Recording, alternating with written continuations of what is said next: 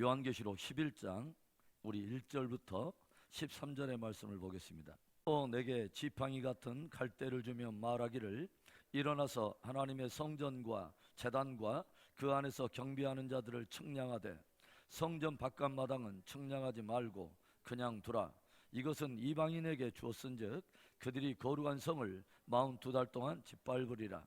내가 나의 두 증인에게 권세를 주리니 그들이 굵은 베옷을 입고 1260일을 예언하리라. 그들은 이 땅에 주 앞에 서 있는 두 감람나무와 두 촛대니 만일 누구든지 그들을 해하고자 하면 그들의 입에서 불이 나와서 그들의 원수를 삼켜버릴 것이요 누구든지 그들을 해하고자 하면 반드시 그와 같이 죽임을 당하리라. 그들이 권능을 가지고 하늘을 닫아 그 예언을 하는 날 동안 비가 오지 못하게 하고 또 권능을 가지고 물을 피로 변하게 하고 아무 때든지 원하는 대로 여러 가지 재앙으로 땅을 치리로다. 그들이 그 증언을 마칠 때에 무저갱으로부터 올라오는 짐승이 그들과 더불어 전쟁을 일으켜 그들을 이기고 그들을 죽일 터인즉 그들의 시체가 큰 성길에 있으리니 그 성은 영적으로 하면 소돔이라고도 하고 애굽이라고도 하니 곧 그들의 주께서 십자가에 못 박히신 곳이라. 백성들과 족속과 방언과 나라 중에서 사람들이 그 시체를 사흘 반 동안을 보며 무덤에 장사하지 못하게 하리로다. 이 두 선지자가 땅에 사는 자들을 괴롭게 한 거로 땅에 사는 자들이 그들의 죽음을 즐거워하고 기뻐하여 서로 예물을 보내리라 하더라. 3일 반 후에 하나님께로부터 생기가 그들 속에 들어가며 그들이 발로 일어서니 구경하는 자들이 크게 두려워하더라.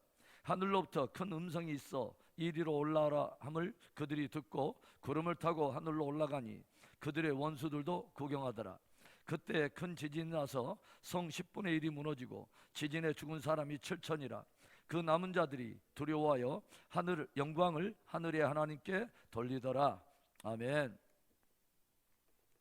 우리가 계속해서 요한계시록의 말씀을 나누고 있는데 오늘 여러분과 함께 나누는 말씀은 두 증인에 관한 말씀입니다. 요한계시록의 특별한 구조를 여러분에게 설명드린 적이 있어요. 특별히 그 일곱인 일곱 나팔과 일곱 대접에 즉 마지막 시대에 이 땅에 풀어질 많은 역사들의 사건 속에 성경은 기이하게 요한계시록에 삽입장들을 두고 있다고 여러분에게 말씀을 드렸어요.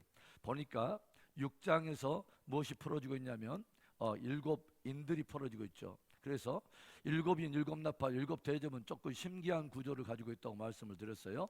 하나 둘 셋 넷 다섯 개 여섯 개 인을 뗀 다음에 일곱 번째 인을 떼는 것이 일곱 번째 인 안에 뭐가 들어있다고요? 일곱 나팔이 들어있다. 그리고 또 여섯 번째 나팔까지 불고 일곱 번째 나팔을 불게 되면 그 안에 또 뭐가 들어있어요? 일곱 대접이 들어가 있다. 그래서 전체적으로는 일곱인 일곱 나팔 일곱 대접이라고 장황하게 펼쳐져 있지만 사실은 전체적인 개요는 일곱인 안에 들어가 있다. 그렇죠? 그래서 일곱인 안에 들어가 있는 상징적인 숫자는 4분의 1이라고 하는 숫자가 등장했습니다. 그렇죠? 그 다음에 일곱 나팔에 대한 이야기가 등장할 때는 매 여러 가지 나팔이 불릴 때마다 3분의 1이라고 하는 숫자가 등장하고 마지막에는 이제 모든 전체적인 영역 이렇게 포함하게 된다면 조용히 보면 4분의 1에서 그 다음에 3분의 1로 그 다음에는 모두 전체. 그렇다면 이것을 통해서 우리가 알게 되는 것은 뭐냐면 마지막 시대에 하나님께서 역사 속에 베풀어 가야 될 그 마지막 징조가 풀어지는 역사 안에는 뭐예요? 점진적으로 더욱더 확장되고 더욱더 강도가 강해지고 이런 우리가 징조의 또는 어떤 계시의 점진성, 제가 그렇게 표현을 했어요. 점진적으로 확대되면서 성취되는 그런 신비가 있다라고 말씀을 드렸어요. 자, 그러면 우리가 6장에서 여섯째 인까지 띄어지고 그 다음에 일곱 번째 인이 어디서 떨어지냐면 8장에서 떨어지죠. 그래서 8장과 9장에서는 또 다시 6개의 나팔이 부러지죠. 그 다음에 마지막 일곱 번째 나팔은 16장에서 부러지는데 16장에서 그러면 일곱 번째 나팔 안에 뭐가 들어있다고요? 일곱 대접이 들어가 있어요. 일곱 대접. 그래서 이제 인과 나팔 대접에 대한 이런 순서를 가지고 있을 때 특별히 이는 뗀다고 하는 차원에서 환란의 서론부라고 말할 수 있다. 그 다음에 나팔이라고 하는 것은 뭐예요? 이제 본론적으로 그 환란이 집행되는 그런 성격을 가지고 있기 때문에 환란의 본론부라 우리가 말할 수 있고, 그 다음에 대접은 쏟아 부어버리는 것. 그래서 환란의 마지막 결론부라고 말할 수 있다라고 여러분에게 설명을 드렸어요. 그런데 이 사이에 이제 뭐가 들었냐면 삽입장들이 들어있다 하는 것이죠. 성경이 이상하게 뭐냐면 마지막 시대에 아주 중요한 징조가 이 땅에 풀어지는 그 사건 사이사이에 계시록 안에 여러 가지 삽입장들을 둠으로 인해서 이런 일들이 풀어질 때에 하나님의 교회와 성도들이 무엇으로 준비해 갈 것이며 무엇을 통해서 신앙 승리할 것인가 하는 아주 중요한 하나의 신앙의 전략과 같은 그러한 지침들을 그 안에 두고 있다고 하는 것이죠. 그래서 6장과 8장 9장 사이에 7장이 들어가 있는데 7장에는 어떤 내용이 들어가 있었냐면 2앞절 보니까 14만 4천에 대한 이야기가 들어가 있었어요. 14만 4천. 그런데 이 숫자가 사실은 굉장히 중요하다기보다는 도대체 이 14만 4천에 어떤 배경을 가지고 있는 사람들이고 이 사람들이 가지고 있는 신앙 영성이 무엇인가 하는 것이 굉장히 중요하다고 여러분에게 말씀드렸어요. 그런데 7장에 나타나는 이 14만 4천의 그 어떤 배경에는 뭐예요? 유대적 또는 이스라엘적 배경을 가지고 있다라고 여러분에게 말했습니다. 그러니까 보니까 루벤 지파에서 12,000명이요, 유다 지파에서 12,000명이요, 12지파 안에 12,000명씩 해가지고 14만 4천을 구성하고 있는데 꼭 14만 4천이라고 하는 이 숫자가 관건이 아니라 이 사람들은 뭐냐면 유대인으로서 뭐냐면 그리스도 안에서 구원을 받은 충만하게 구원 안에 들어와 있는 숫자라고 제가 여러분에게 말할 수 있다고 여러분에게 들려드렸어요. 그 다음에 이 14만 4천 말고도 또 조용히 보니까 민족과 나라와 백성과 방언 가운데 헤아릴 수 없는 수많은 사람들이 뭐냐면 구원에 이르는 또 그 장면을 보여주고 있지 않습니까? 그래서 우리가 이것을 조용히 보면은 뭐냐면 성경에서는 유대적 또는 이스라엘적 배경을 가지고 있는 사람들로 해서 하나님께서 원하시는 얼마든지 구원을 주시려고 하는 하나님이 원하시는 만큼의 충만한 숫자가 구원에 들어오게 된다고 하는 것을 표현하고 있고, 그 다음에 민족과 나라와 백성과 방언, 즉 헤아릴 수 없는 많은 이방적 배경을 가지고 있는 사람들도 구원에 들어오게 된다고 하는 것을 보여주고 있다라고 하는 것을 말씀을 드렸어요. 그 다음에 이제 8장과 9장 사이에서도 또 삽입장들이 들어가 있는데 우리가 조용히 보면은 8장에서 첫 번째 나팔이 불려지기 전에, 즉 환란의 본론부가 집행되기 전에 성경은 8장 1절부터 5절까지 아주 중요한 또 하나의 비전을 우리에게 소개하고 있어요. 여기서 뭐냐면 8장 1절부터 5절까지의 아주 중요한 그 비전이라고 하는 것은 뭐냐면 금양로에 대한 비전이 있었습니다. 여러분 기억나세요? 자, 금양로. 그러니까 이 금양로는 무엇에 대한 이야기였냐면 기도에 대한 이야기였습니다. 무엇이냐면 아주 본론적인 그 환란이 풀어지기 전에 하나님께서 아주 교회와 성도들에게 아주 중요한 그 비전 하나를 보여주는데 금양로에 대한 비전이었다. 그런데 성경에 보면 향은 무엇을 뜻한다고 있어요? 성도들의 기도. 그렇죠? 그러니까 성도의 기도가 올려질 때에 그 향을 어디에다 담냐면 금양로에 담아가지고 이것을 누가 갖고 가냐면 천사들이 주의 보좌 앞에 가져가고, 그리고 금제단에, 즉 하나님의 제단 앞에서 있는 여호와의 불을 담아가지고 이 금양로에 담아가지고 이것을 땅에 쏟으니까 이것이 뭐가 되냐면 우레와 번개와 또 큰 음성과 지진이 일어나더라. 이것은 아주 중요한 우리에게 원리를 소개하고 있다고 말했어요. 우리의 모든 성도들의 기도를 금양로에 담았다고 하는 것은 기도의 보배성을 말하는 것입니다. 기도의 그 가치를 누가 평가하냐면 하나님이 평가하는데, 우리의 작은 읍조림과 같은 작은 기도일지라도 하나님께서 성도들의 기도를 보배롭게 여기신다는 것입니다. 그래서 금양로에 담았어요. 그리고 이것을 모든 기도는 다 응답이 돼요. 그래서 하나님 앞에 일단 가지고 올라가는데 기도의 응답의 주권 누구한테 있냐면 하나님께 있어요. 그러니까 우리의 일단 기도를 올려드리면 그분의 수준에서 그분이 알아서 응답을 하시는 거예요. 그분이 때와 기한과 방법을 정하시는 것이 우리가 정하는 것이 아니라 하나님이 정하시는데 모든 기도는 반드시 응답이 있어요. 아멘. 그래서 이것을 우리가 기도에 올려드릴 때 하나님께서 여호와의 불을 담아가지고 그것을 이 땅에 쏟는 것이 응답이에요. 그렇죠? 여러분, 우리의 기도는 연약하지만 하나님의 응답은 강력합니다. 아멘. 그러니까 이 마지막 시대에 굉장히 우리 성도들이 이해해야 할 것은 뭐냐면 기도로 싸우는 법을 배워야 된다고 하는 거죠. 우리가 하나님의 뜻대로 우리가 간구하면서 주님께서 어떤 일들을 행하시도록 우리가 기도를 올려드리면 하나님께서 우리의 성도들의 기도와 연합해서 이 땅의 마지막 아주 중요한 역사들을 풀어가신다고 하는 것입니다. 아멘. 그래서 제가 이 이야기를 할 때 그 원리를 제가 여러분에게 설명하기 위해서 소돔과 고모라 이야기를 제가 잠깐 했습니다. 기억나십니까? 그래서 소돔과 고모라의 이야기가 왜 우리에게 굉장히 의미가 있냐면 마지막 심판의 한 중요한 모형을 담고 있기 때문에 그렇습니다. 그래서 성경이 항상 마지막 시대에 심판을 이야기할 때는 뭐냐면 그때는 노아의 때와 같고 롯의 때와 같으리라. 롯의 때가 어떤 때죠? 소돔과 고모라의 때 아닙니까? 그렇죠. 노아는 홍수 심판을 말하지만 롯의 때 소돔과 고모라는 불심판을 이야기하는 것이죠. 그래서 마지막 시대에 아주 중요한 심판의 모형을 담고 있는 아주 중요한 두 사건이 노아의 이야기고 하나의 롯의 이야기다. 그래서 소돔과 고모라가 멸망할 때에 기이한 일 하나를 보여준다고 하는 거죠. 창세기 19장에 소돔과 고모라 이야기가 나오는데 18장에서 어떤 이야기가 나오냐면 하나님께서 누구의 장막을 찾아오냐면 아브라함의 장막을 찾아오신다고 하는 거죠. 아브라함의 장막을 찾아와서 하나님께서 주권자이시기 때문에 당신이 의무적으로 심판을 하시면 되는데 굳이 소돔과 고모라의 심판에 대한 이야기를 아브라함에게 들려주세요. 그러죠.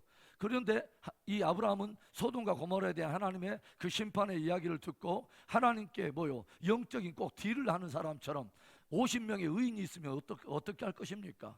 45명이면 40명이면 30명 20명 10명까지 내려오는데 하나님께서 아브라함의 그 이야기를 듣고 나서 이런 건방진 녀석 하고 말씀하시는 게 아니라 아브라함의 그 이야기를 듣고 오히려 즐거워하듯이 뭐냐면 아브라함 너는 그럴 줄 알았어. 너는 내 마음을 헤아리는 자야 하면서 그 가운데 구원 받을 자를 위해서 간절히 하나님의 품속을 파고드는 아브라함의 중보기도를 들으시고 하나님께서 계속해서 소돔과 고모라의 의로운 사람을 인해서 내가 그 심판을 내가 하지 않겠다고 하는 아브라함과 더불어서 이 이야기를 꼭 마치 하나님께서 어떤 것을 결정해서 놓고 마지막에 코사이너에 그러니까 하나의 그냥 옆에 그 사이너를 두 사람을 하는데 메인 사람이 제안을 해가지고 쭉 해서 나는 이렇게 하려고 그래 했는데 누구의 사인을 필요로 하냐면 코사이너 옆에서 누군가가 동역자가 사인을 해야 되는 거야. 바로 이 역할을 누구한테 맡겼냐면 아브라함에 꼭 맡기는 이런 뉘앙스를 보여준다고 하는 거죠.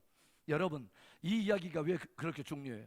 하나님께서는 마지막 시대 심판 때에 되어질 모든 이야기를 하나님의 교회와 성도들에게 계시했어요. 미리 들려주셨어요. 아브라함의 장막을 찾아가서 그 이야기를 들려주시는 하나님께서 마지막 교회 성도들에게 이 모든 이야기를 다 들려주신 이유가 뭐예요? 이제 이것을 가지고 하나님과 같은 마음을 품고 기도하라는 것입니다. 마지막 시대의 패러다임을 주님과 한 시선으로 읽는 것이 이처럼 중요하다고 하는 것이죠. 아멘. 여러분 굉장히 중요한 우리가 이야기를 들었어요. 기도가 굉장히 중요하다. 굉장히 중요하다. 그 다음에 이 앞전 시간에 어떤 이야기 10장에서 이제 우리는 어떤 이야기를 들었냐면 작은 책에 대한 이야기를 들었어요. 그렇죠. 작은 책. 그러니까 이때는 이제 9장과 16장 사이에는 뭐예요? 6번째 나팔이 불려지고 마지막 7번째 나팔을 사이에 두고 있는 아주 중요한 때죠. 7번째 나팔이 끝입니다. 뭐냐면 마지막 환란의 결론부이기 때문에. 그런데 이 나팔이 불려지기 전에 아주 중요한 삽입장들 가운데 첫 번째 등장하는 것이 뭐냐면 작은 책이 중요하다는 거예요. 제가 말했죠. 여러분 방금 제가 하나님의 뜻을 품고 한 시선을 바라보면서 기도하는 것이 굉장히 중요하다. 주의 몸된 교회가 이 역할이 굉장히 중요하다. 그런데 하나님의 모든 뜻을 어디에 담고 있냐면 작은 책 안에 담고 있습니다. 그래서 이 앞전에 보니까 작은 책이 의미하고 있는 세 가지 우리가 의미를 먼저 첫 번째는 이것을 성경으로도 볼 수 있다. 그렇죠? 이 세상에 무궁한 책들이 많지만 하나님의 뜻을 담고 있는 유일한 책이 성경입니다. 그렇죠? 그래서 천사가 이 작은 책을 들고 있는데 하늘로부터 음성이 들려서 사도 요한에게 무엇을 말합니까? 그 천사에 가가지고 작은 책을 달라 해라. 그런데 작은 책을 딱 내밀면서 천사는 뭐라 하면 이 책을 네가 취할 뿐만 아니라 이가 갖다 먹어버리라. 여러분 성경은 우리가 취해야 될 책이면서 이제는 취하는 것에 만족할 것이 아니라 먹어버려야 할 책이고 이제는 먹는 데서 끝난 것이 아니라 그 성경에 기록한 것을 동일한 우리의 가슴과 입술에 두고 우리가 애언해야 될 책이라고 하는 것입니다. 증거해야 될 하나님의 말씀. 그래서 1차적으로는 성경으로 우리가 볼 수 있고, 또 하나는 아니다, 더 작게 본다면 요한계시록으로도 볼 수 있다. 그래서 이것을 네가 다 먹고 난 이후에 민족과 나라와 백성과 방언 가운데 다시 애언하여야 하리라. 제가 여러분에게 그런 말을 했어요. 우리가 요한계시록을 딱 읽어내면 성경의 마지막 결론과 같은 끝에 관한 이야기들이기 때문에 뭐냐면 하나의 완성이며 총 결론과도 같은 어떤 집약을 요한계시록 안에 담고 있기 때문에 과정상에 좀 뭐냐면 이해가 되지 않는 어떤 사건이라든가 의미가 마지막 끝에 딱 결론의 선상에서 보면 이해가 다 돼요. 그래서 그때 그 일이 있었구나, 그때 그래서 그 일이 있었구나 하고 마지막 결론에 대한 그것의 조명으로 딱 과정을 보면은 모든 것들이 다 깨달아지고 모든 구설들이 다 꿰어진다고 하는 것이죠. 그런 의미에서 요한계시록을 반드시 먹어야 되는 거예요. 아멘. 그래서 여러분 요한계시록의 22장에 보면은 다니엘서 같은 경우는 하나님께서 뭐라 하면 다니엘아, 이것은 먼 끝에 관한 일이기 때문에 이것을 임봉하라, 봉함하라 말했지만 계시록에는 그러지 않습니다. 이 말씀을 봉함하지 말라. 왜냐하면 끝이 가까워왔기 때문에. 이게 굉장히 중요한 책이에요, 여러분. 요한계시록이라고 하는 책이. 그렇죠? 그래서 저는 요한계시록이라고 하는 책이 가지고 있는 중요한 어떤 그 무게를 내가 젊어서부터 제가 이렇게 많이 생각을 하면서 이 요한계시록을 이해하는 것이 너무 중요하겠구나 해서 제가 약 30년 전에 제가 한국에서 청년 목회할 때부터 요한계시록을 제가 우리 청년들과 더불어서 강의를 했어요. 사실은 청년들에게 굉장히 쉽지 않은 책이었지만 이 요한계시록을 강의했던 그런 제 나름대로의 이유가 있었다고 하는 것이죠. 그리고 또 하나, 요한계시록을 왜 제가 그렇게 무게를 두고 있었냐면은 여기에는 많은 상징적인 표현들이 있기 때문에 이단의 주 메뉴가 될 수 있겠구나. 그래서 이 요한계시록을 전체적으로 성경적으로 우리가 미리 무장해서 성도들에게 먹여지지 않으면 성도들이 엉뚱하게 미혹을 받아가지고 이단에 끌려갈 수 있는 가능성이 충분히 있겠다라고 생각을 했기 때문에 요한계시록을 제가 붙들었던 거예요. 요한계시록을 이해하는 것은 마지막 시대에 굉장히 중요한 거예요. 자, 그 다음에 세 번째, 이 작은 책을 또 더 작게 우리가 의미를 안다면 6번째 나팔과 7번째 사이에 나와 있는 계시를 담고 있는 바로 이 삽입장의 내용일 것이다 라고 푸는 사람도 있어요. 그러니까 크게 보면은 성경, 더 작게 보면은 요한계시록, 더 작게 보면은 9장과 16장 사이에 아주 중요한 그 마지막 그 계시들, 이것에 대한 이야기를 담고 있는 그 내용일 것이다 라고 보는 사람이 있다라고 하는 것입니다. 여러분, 그래서 여러분들이 저랑 이제 성경 공부를 이렇게 보면서 어느 정도 감이 오는 것이 있죠. 마지막 시대에 아주 중요한 것은 마지막 시대의 징조를 이해하는 것도 굉장히 중요하지만 그 징조에 대한 이해에서 그치는 것이 중요한 것이 아니라 우리의 모든 성경 공부는 징조적인 어떤 신앙을 그것이 결론이 아니라 다시 하나님은 우리를 어디에 딱 데리고 가냐면 가장 초보적인 경건생활로 우리를 데리고 가요. 무슨 말이에요? 이 모든 것을 이런 것들이 일어날 때 이런 것들을 이해하는 것이 굉장히 중요한데 그런 일이 일어날 때 굉장히 우리 성도들로 하여금 하나님은 다시 뭘로 데리고 가냐면 우리의 가장 기본적인 신앙의 기초 베이직을 다시 경고해야 하는 것입니다. 그것이 뭐예요? 기도에 대한 생활. 그 다음에 뭐예요? 작은 책, 말씀으로 다시 돌아가라는 것입니다. 아멘. 여러분, 그래서 마지막 종말적인 신앙관을 가지고 있는 것은 굉장히 신비적인 무엇인가를 쫓아가거나 징조주의자가 돼가지고 징조만 쫓아다니는 것이 성경적 종말론적 신앙이 아니에요. 진짜 성경적 종말론의 신앙은 이런 일들이 있기에 가장 기초로 다시 돌아가는 거예요. 기초로 돌아간다는 것이 뭐냐면 경건으로 다시 돌아가고 그것을 견고하게 하고 다시 하나님의 말씀과 예수 그리스도에 대한 복음으로 돌아가는 거예요. 그것으로 우리가 승리하는 것입니다. 아멘.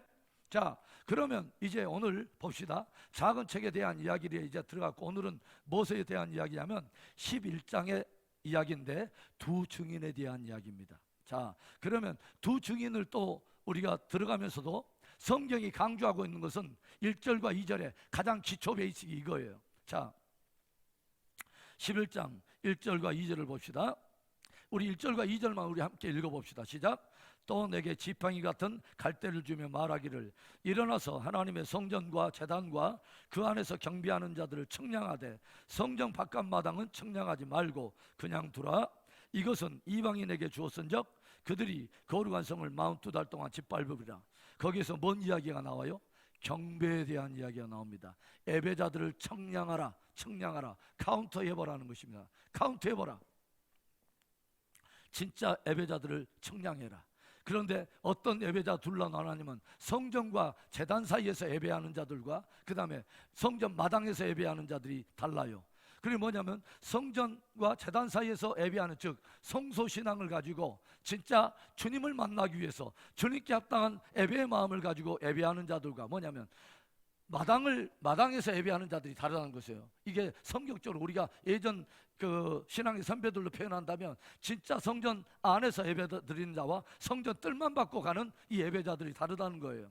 근데 하나님께서 뭐라 하냐면 갈대와 같은 것을 주면서, 예전에는 갈대는 무엇에 필요한 거냐면 매저, 즉 잣대 역할을 하는 거예요. 그러니까 성전과 제단 사이에 예배하는 그 예배의 깊이들을 하나님이 청량해 보라는 거예요. 증인, 마지막 시대 하나님이 증인들을 세우기를 원하는데 하나님이 진짜 증인으로 세우기를 원한 기초, 저들의 신앙이 어디에서 관건이냐? 예배 신앙이 중요하다는 것입니다.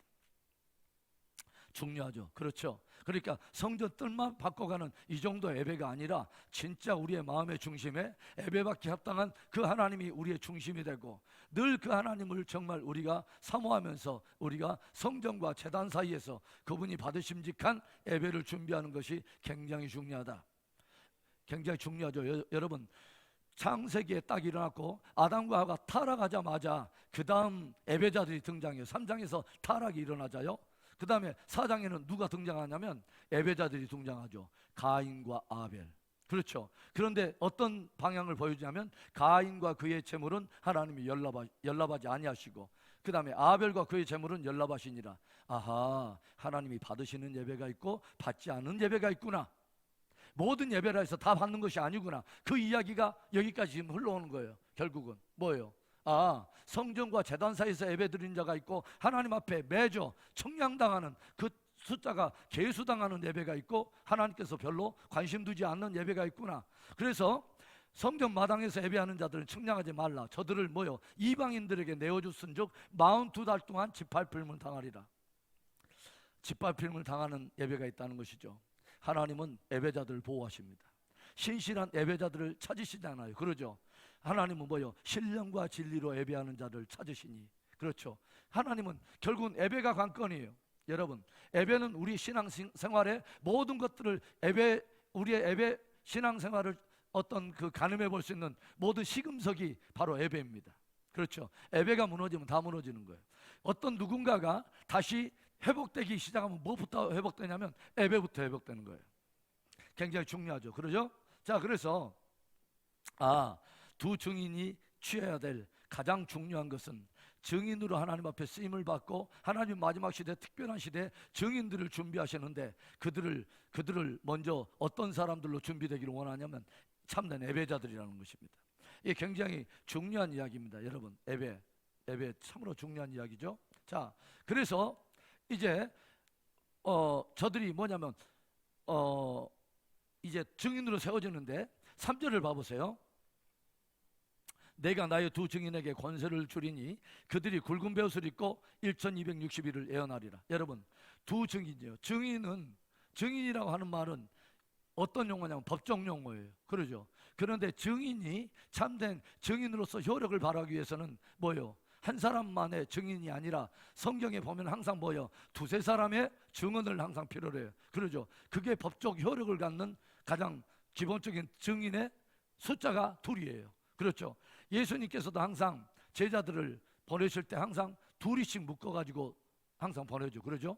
증인, 서로 증인이 되는 거예요. 그런데 두 증인을 하나님이 세우시는데 이 두 증인이 어떤 역할을 하고 있는가를 봐보세요. 두 증인에게 권세를 주리니, 하나님께서 예수님께서도 부활하시고 나서 제자들에게 무엇을 말하면 너희가 성령이 너희에게 임하시면 너희가 무엇을요? 권능을 받고. 똑같은 말이요. 마지막 시대도 주님이 증인들을 세우는데 뭘 주시냐면 그들에게 권세를 주세요. 그러죠. 권세를 주시리니 그들이 무엇을 하냐면 굵은 베옷을 입어요. 여러분, 구약 성경에서 굵은 베옷은 어떨 때 입어요? 뭐요? 마옷을 입고 좀 째낼 때 입어요? 아니에요. 그렇죠. 이스라엘 백성들 가운데 큰 어떤 환난을 당할 때, 어려움을 당할 때, 민족적인 어떤 환난과 우고를 당할 때 뭐냐면 굵은 베옷을 입는다는 것을 무엇을 말해요? 회개를 말하는 것이죠. 민족적으로 하나님께 회개할 때 굵은 베옷을 입고 죄를 뒤집어 쓰면서 회개를 해요. 그게 뭐냐면 두 증인이 무엇에 대해서 저들이 항상 무게를 두고 있냐면 회개의 복음을 증거한다는 것입니다. 저들 스스로도 회개하는 삶을 살 뿐만 아니라 회개의 복음을 증거할 것을 우리가 힌트를 우리가 얻어야 된다고 하는 거죠. 우리 굉장히 중요해요. 마지막 시대일수록 많은 사람들은 뭐냐면 회개의 복음을 들으려 하지 않습니다. 그런데 여러분들 정말 축복하면서 내가 권면하기는 누군가 여러분 회개의 복음을 증거할 때 그 사람을 귀하게 여기십시오. 여러분 회개의 복음을 듣기를 즐거워하는 여러분의 귀가 될 수 있기를 바랍니다. 여러분 회개의 복음이 아주 중요해요. 굵은 베옷을 입고 뭐라고 말하냐면 1260일을 예언하리라. 여러분 1260일 어떤 숫자일까요? 방금 어떤 숫자가 또 등장했냐면 42달 동안. 여러분 42달은 3년 반을 의미하죠. 그런데 개월로는 42달인데 일수로 따진다면 1260일이에요. 이것을 또 다른 말로 하면 한 때와 두 때와 반 때예요. 3년 반.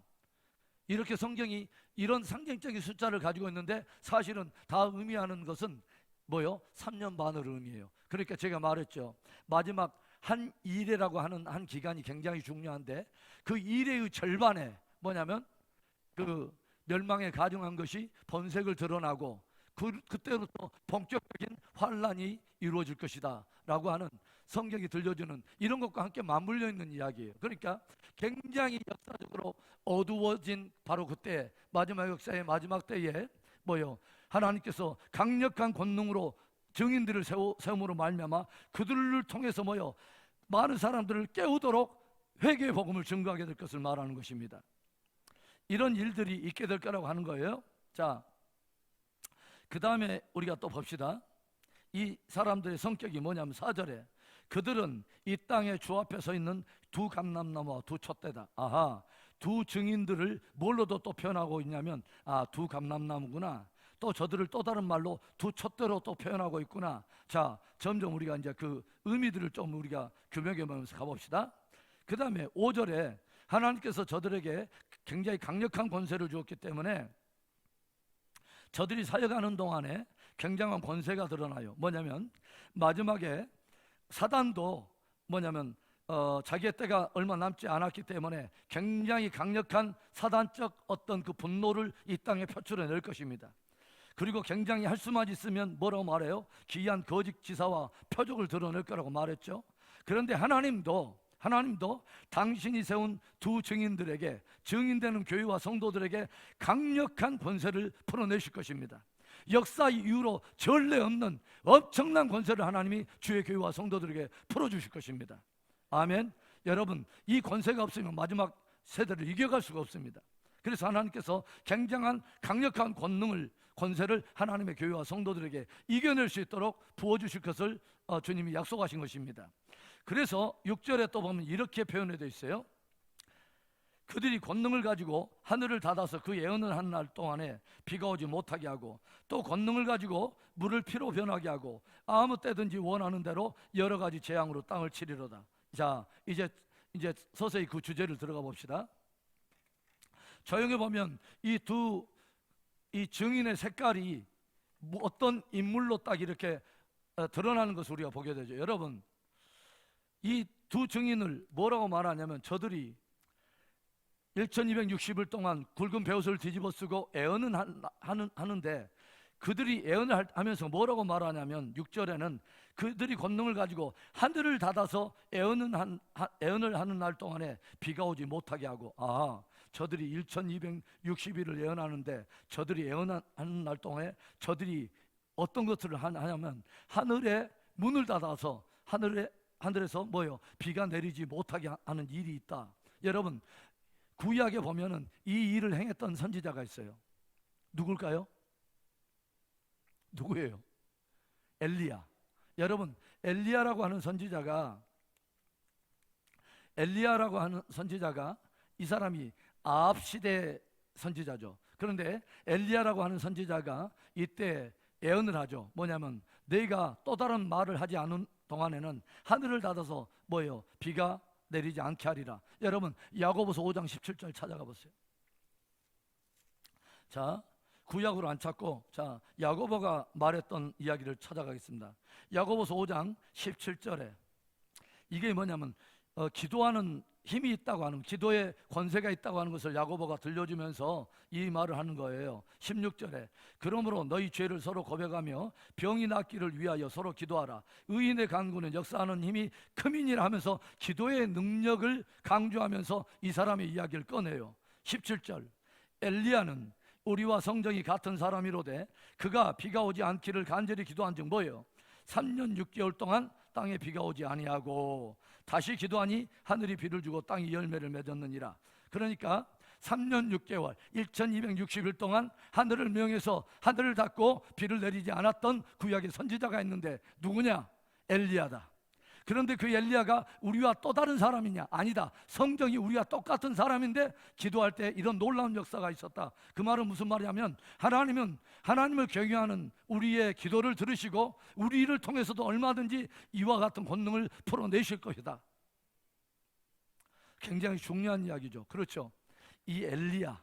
그런데 지금 마지막 시대 두 증인의 이야기를 하면서 누구의 이야기를 꺼내냐면 엘리야적 권능이 임한다는 것입니다. 이 두 증인에게. 아멘. 그 다음에 엘리야뿐만 아니라 또 누구의 캐릭터를 가지고 있냐면 자, 계시록 11장에 6절에 그 다음에 뭐냐면 그 예언은 하는 날 동안에 비가 오지 못하게 하고 그 다음에 또 권능을 가지고 물을 피로 변하게 하고 아무 때든지 원하는 대로 여러 가지 재앙으로 땅을 치리로다. 여러분, 구약에 물을 피로 변하게 하고 아무 때든지 뭐요? 재앙을 내렸던 또 선지자가 있습니다. 누구죠? 모세. 그러죠. 아하.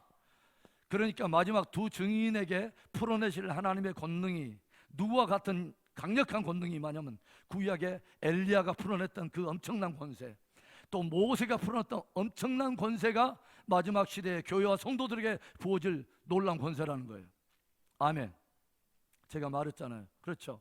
전례 없는, 이제 뭐냐면 구약에 모세가 풀어놨던 그 권능도 엄청나고 엘리야가 풀어놨던 권능도 어마어마한데 하나님께서는 지구촌에 전례 없는 마지막 시대 하나님의 모든 권능을 하나님의 교회와 성도들에게 풀어버리실 거예요.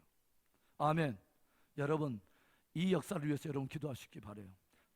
저는 그래서 매일 새벽마다 기도해요. 하나님, 여호와의 크고 두려운 날이 오기 전에 하나님께서 약속해 주신 그 놀라운 하나님 아버지 성령의 역사를 우리를 아버지 위해서 풀어주시옵소서.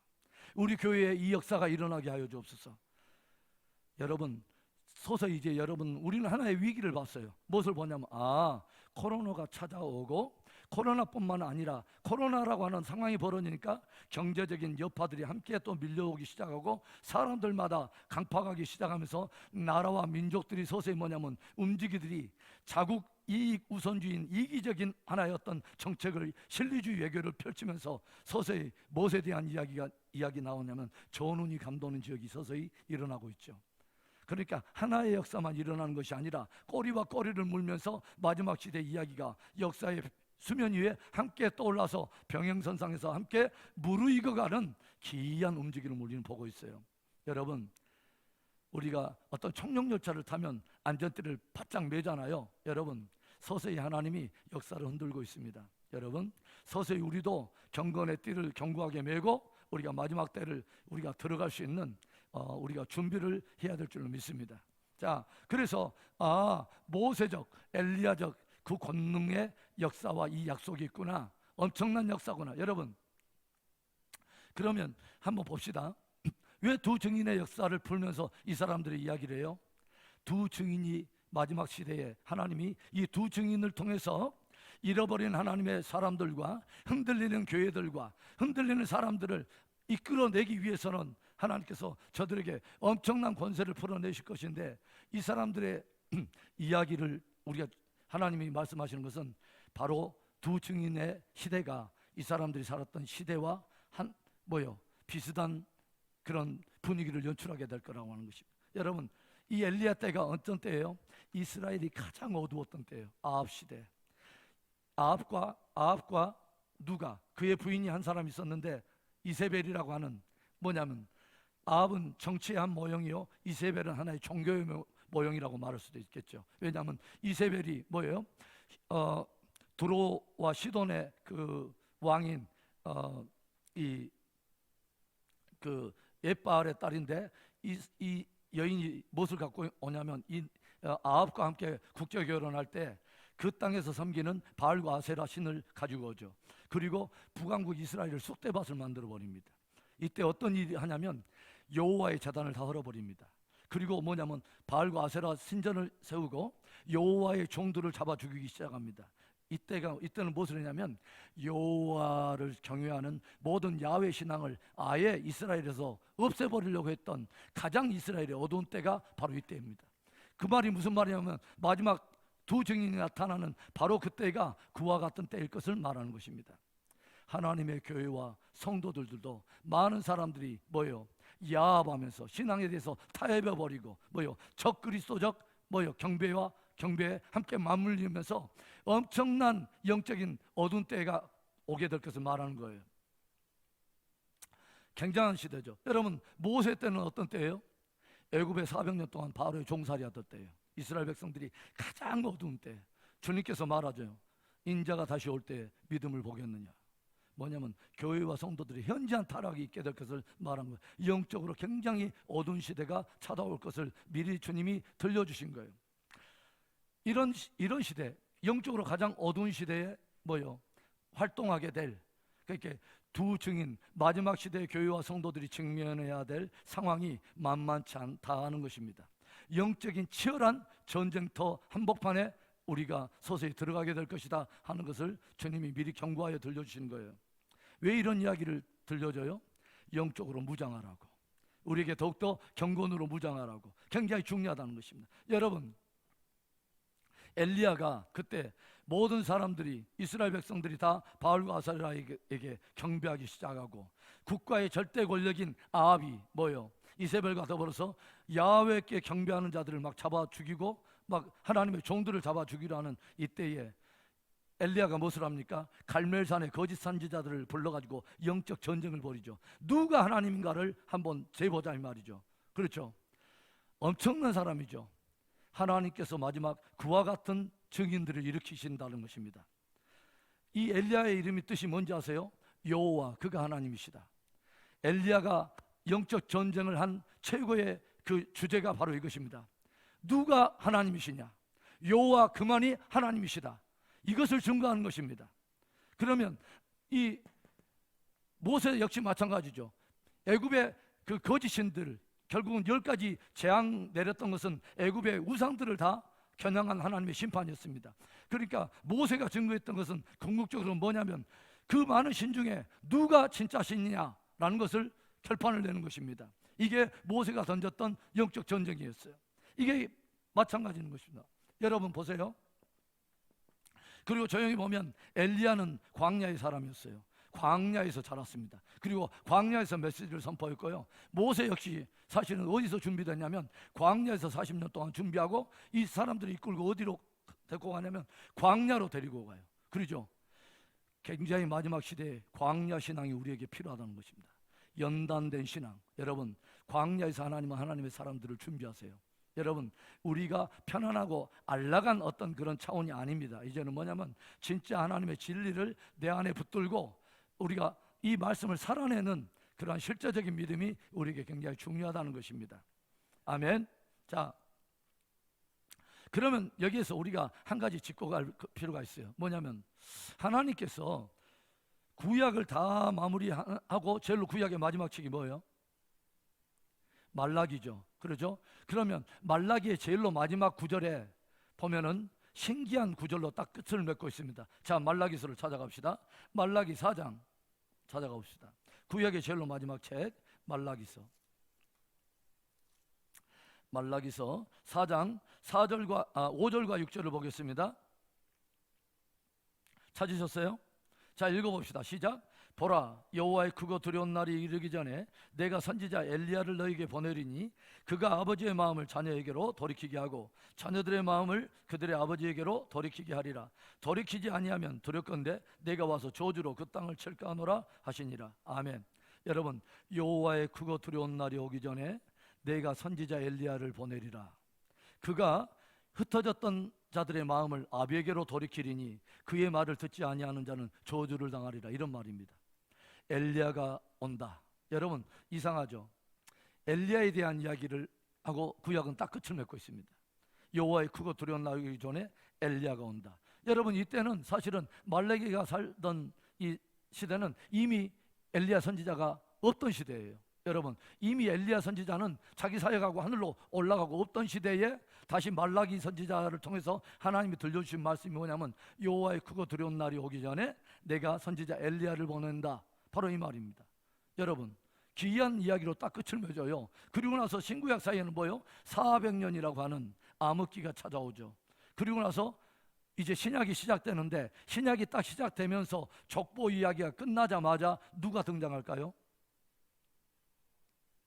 세례 요한이 등장합니다. 그러죠. 세례 요한. 그러면 여러분, 이 하나님께서 여호와의 크고 두려운 날이 오기 전에 엘리야가 와야 된다고 하는 이 엘리야는 누구를 말하는 걸까요? 우리 한번 찾아봅시다. 마태복음. 자, 마태복음 11장 14절에 마태복음 11장 14절 보겠습니다. 11장 14절 예수님께서 하신 말씀입니다. 자, 14절 함께 읽어봅시다. 시작. 만일 너희가 즐겨 받을진대 오리라 한 엘리야가 곧 이 사람이라. 누구의 이야기일까요? 세례 요한 이야기하면서 예수님이 직접 증거하신 말씀입니다. 너희가 즐겨 받을진대 하나님께서 보내시겠다고 한 바로 엘리야, 오리라 한 엘리야가 바로 누구라는 것을 너희가 알아야 되냐면 바로 세례 요한이라는 것을 너희가 알아야 된다라는 그 말씀입니다. 자, 그러면 또 하나 더 확인 사살 들어갑시다. 마태복음 17장 12절과 13절을 보겠습니다.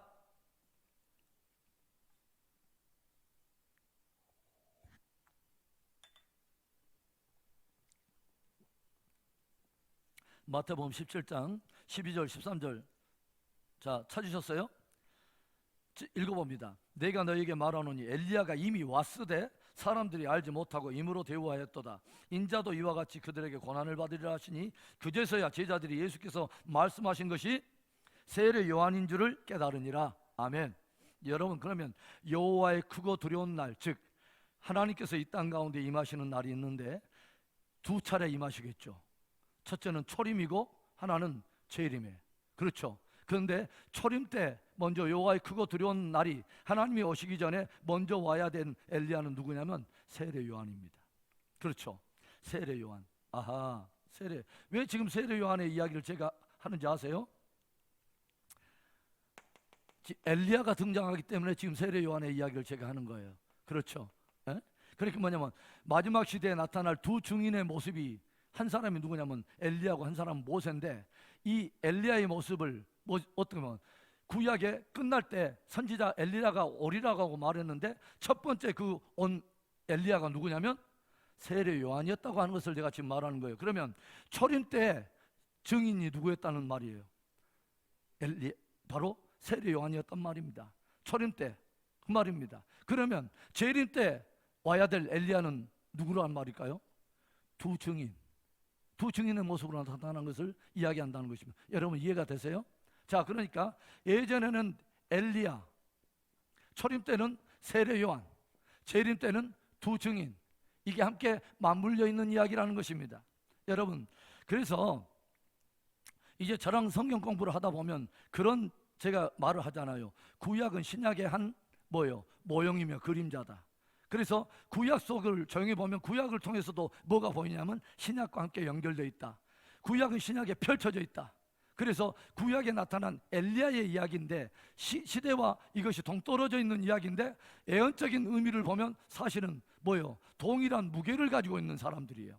엘리야가 구약 속에 살았는데 그 사람의 이야기로 끝난 것이 아니라 신약에는 세례 요한과 함께 맞물려 있고 마지막 시대는 두 증인과 함께 맞물려 있다는 것입니다. 아멘. 예, 그래서 여러분 세례 요한을 보면 그러면 누가 이해가 되냐면 마지막 세대에 나타날 증인의 모습을 또 담고 있다고 하는 것을 우리가 알게 되죠. 여러분, 세례 요한이 또 어디서 자라요? 광야에서 자라죠. 그렇죠. 광야에서 자라다가 이 사람은 이때면 엘리야는 증거한 것이 뭐냐면 하나님 바로 그가 여호와 그가 바로 하나님이시다. 이것 하나 이 진리 증거하다가 뭐냐면 핍박받고 그렇게 뭐하다가 나중에 들림받은 사람이 엘리야죠. 그러죠. 그러면 세례 요한은 무엇을 증거하다가 목배임을 받고 죽느냐? 딱 하나입니다. 예수 그가 그리스도다. 예수 그가 하나님의 아들이다. 이거 증거하다가 목배임 당하고 죽은 사람이 세례 요한입니다. 그렇죠. 예수 그리스도 너희는 주의 길을 예비하라. 주의 길을 예비하라. 주의 길. 이때는 뭐냐면 예수 그리스도를 맞을 준비를 하라는 것입니다. 그러죠. 초림의 주님에 대한 증인으로 세례 요한은 증거했다면 마지막 시대 두 증인이 그럼 증거하는 것은 뭐냐? 재림의 주를 준비하라. 재림의 주를 너희는 맞을 그의 길을 준비하라. 이것이 바로 두 증인의 메시지의 핵심입니다. 예수 그가 하나님의 아들이요 심판의 주로 임하실 바로 그이기 때문에 그가 오실 길을 준비하라. 이것이 두 증인의 핵심적인 메시지입니다. 이해가 되세요?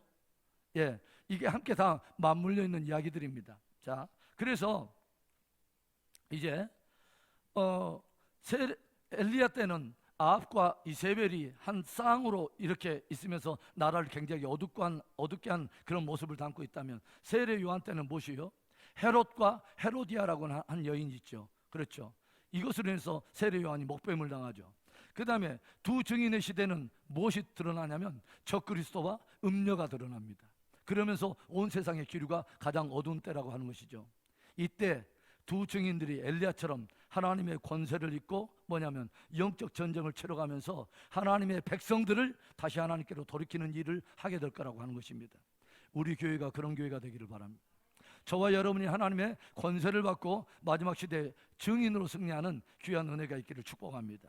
굉장히 중요한 말씀을 저와 여러분이 함께 나눴어요. 자, 이렇게 함께 연결이 돼 있다. 자, 그래서 세례 요한도 어떤 메시지를 정했어요? 회개하라 하나님의 나라가 임하였느니라. 회개에 대한 복음 1260일을 죄를 뒤집어 쓰고 증거하는 바로 그 말 회개하라는 것입니다. 왜? 바로 주님이 오시기 때문에 그의 나라를 기다리는 너희여 회개하여 그의 길을 준비하라. 지금 이 말입니다. 여러분, 자, 그 다음에 두 번째 주제로 들어갑시다. 보니까 요한계시록에서 또 뭐라고 말하냐면 이런 말을 하죠. 뭐냐면 아까 지금 요한계시록 11장에 4절에 보니까 그들은 이 땅에 주 앞에 서 있는 두 감람나무와 두 촛대니라.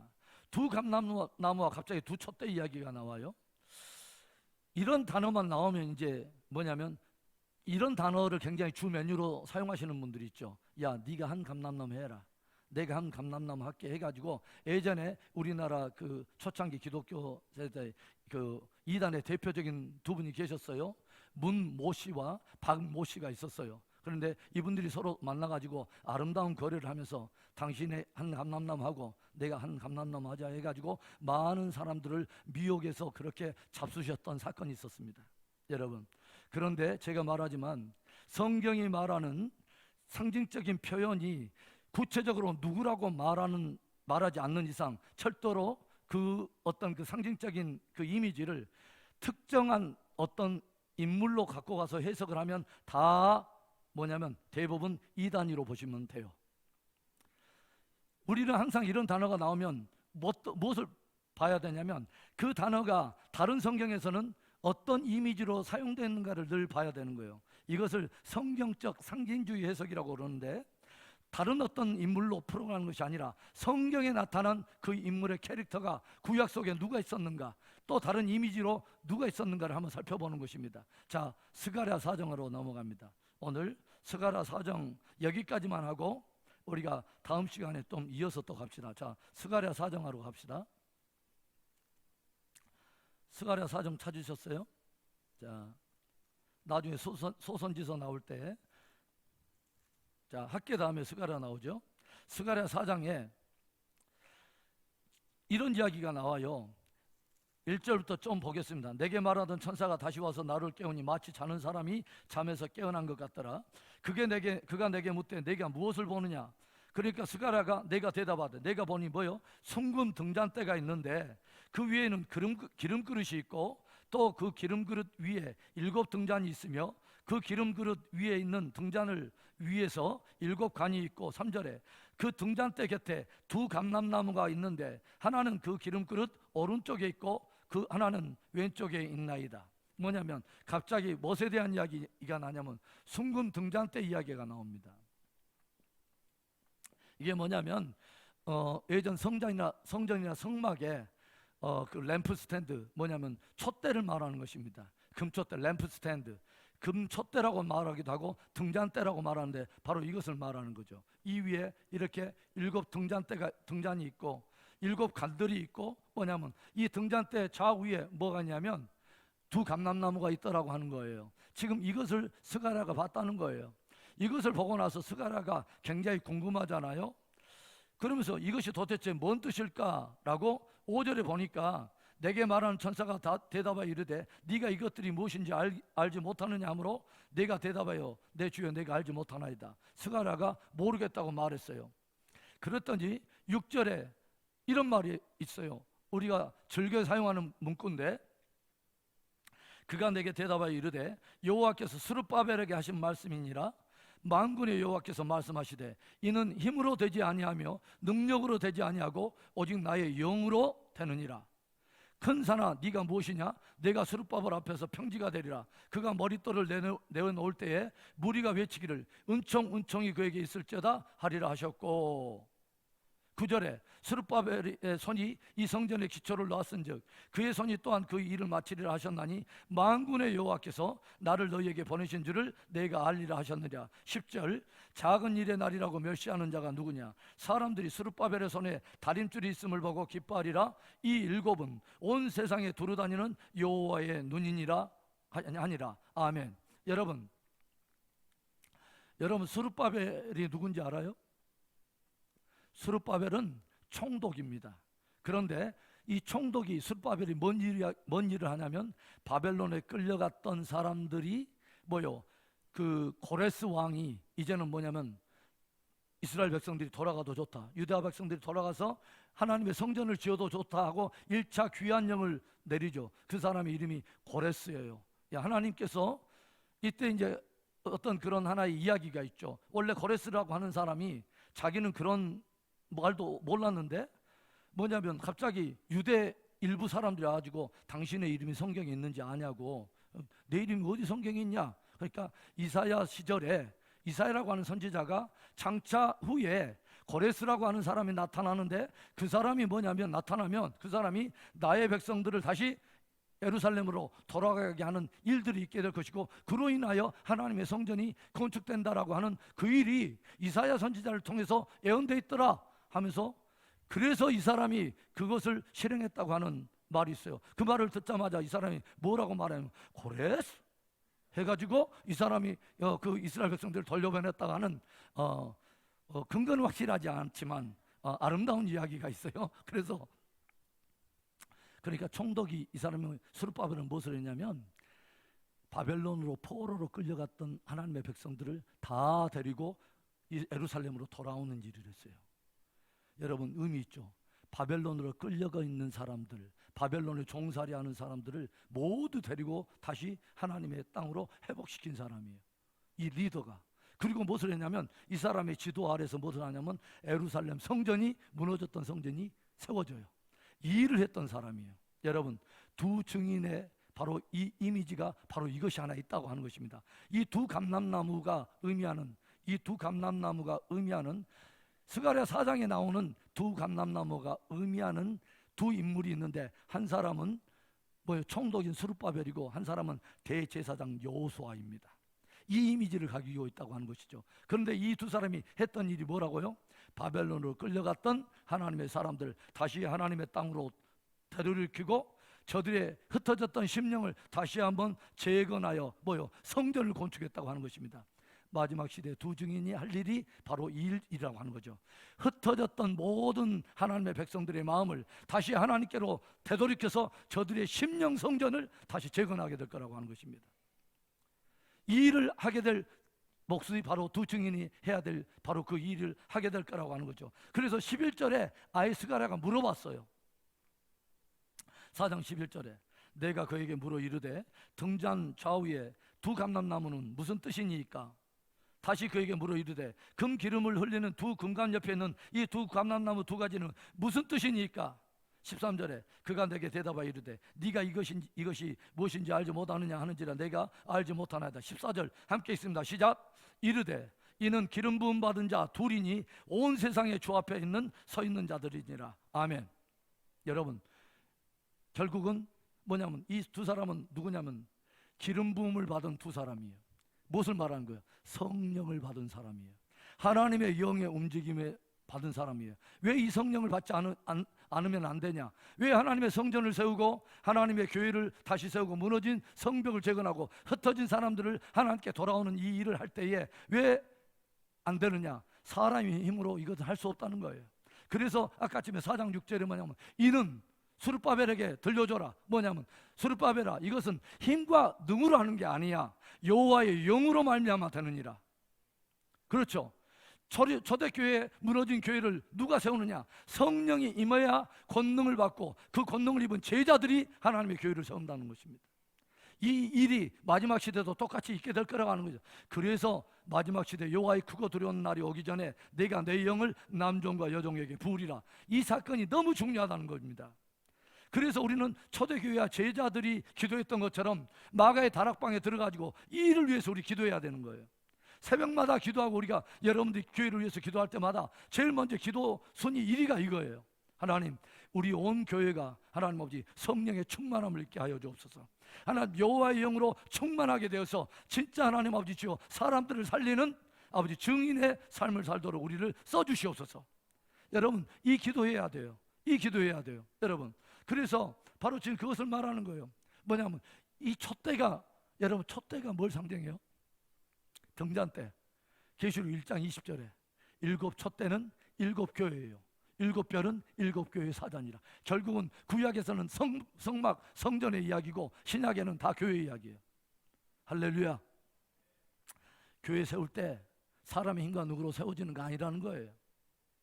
마지막 시대 흩어졌던 사람들의 마음을 주님께로 돌이키는 증인의 사역을 살기를 원하고 권세 있게 그 일을 감당하려면 사람의 힘과 능으로 하는 것이 아니라는 거예요.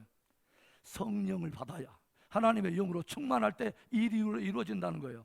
그래서 스룹바벨이 연약한 중에도 이 일을 하고 대제사장이 연약한 중에도 이 일을 하는데 저들이 성령의 충만함을 받게 될 때 저들의 뭐요? 작은 일의 날이라고 멸시하는 자가 누구냐?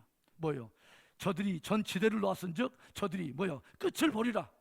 하나님이 저들을 통해서 끝내야겠다 하시는 거예요. 여러분 굉장히 중요한 비전의 말씀이죠. 여러분 저는 늘 이것을 꿈꾸고 있습니다.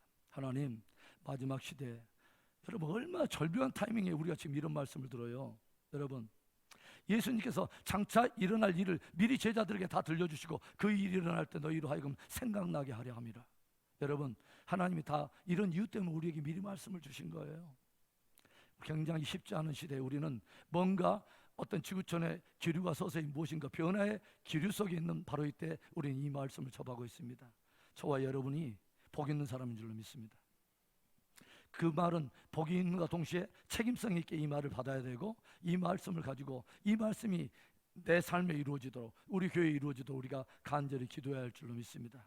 여러분 하나님의 몸는 게 흩어진 사람들의 모든 무너진 심령들을 일으켜 세울 자들 증인으로 쓰임받을 자들은 그냥 사람들이 아니에요. 왜요? 하나님의 영을 받아야 돼요. 성령의 충만함을 받아야 되는 것입니다. 사람이 힘과 능으로 할 수 있는 것이 아니라 여호와의 영으로 말미암아 되느니라. 1260일을 죄를 뒤집어 쓰는 마음으로 내가 먼저 하나님 앞에 말씀에 비춰서 내 삶을 먼저 정결하게 회개적인 삶을 이루어가고 다른 사람들에게 동시에 모여 회개적인 메시지를 증거하여서 저들의 흩어진 마음이 다시 재림의 주를 준비하는 주의 길을 준비하도록 저들을 예비시키는 것이 저와 여러분의 마지막 시대의 사명입니다. 자 오늘은 여기까지 하겠습니다.